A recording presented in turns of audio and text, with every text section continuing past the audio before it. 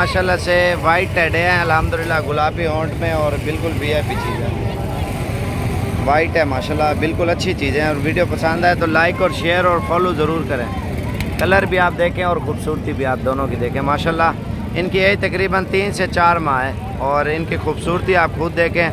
और वीडियो ज़्यादा से ज़्यादा अगर पसंद आए लाइक और शेयर और फॉलो ज़रूर करें। इन्हें मुँह और तक करा, ये चीज़ आप देखें माशाल्लाह से टिड्डे हैं, प्योर वाइट है माशाल्लाह, गुलाबी चीज़ें हैं और अच्छी चीज़ें। अगर लेने हैं तो रब्ता करके डेरा गाजी खान में विज़िट करें, इंशाल्लाह अच्छी अच्छी चीज़ें और सस्ते पैसों में आपको मिलेंगी। मेरा नंबर 033547464887 और इसी नंबर के ऊपर रब्ता करें अगर अच्छी चीज़ें लेना चाहते हो। साबिर गोट फार्म डेरा गाजी खान में इंशाल्लाह आपको अच्छी चीज़ें और सस्ते पैसों में देंगे। अब ये चीज़ें आप देखें और क्वालिटी आप देखें, डबल हड्डी के और इनके टांगे आप देखें ना, कान आप देखें, इसकी धूम देखें, ये हर चीज़ में ओके है माशाल्लाह से।